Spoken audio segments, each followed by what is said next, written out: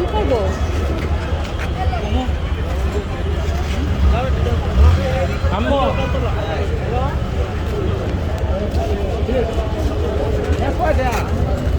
দেখি একটু।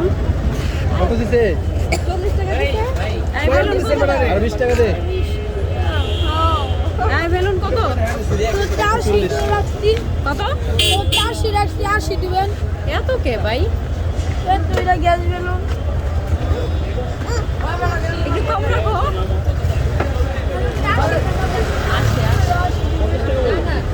আয় 50 টাকা রাখো।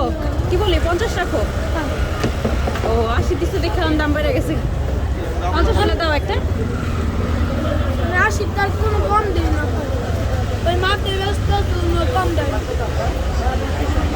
কি করবেন?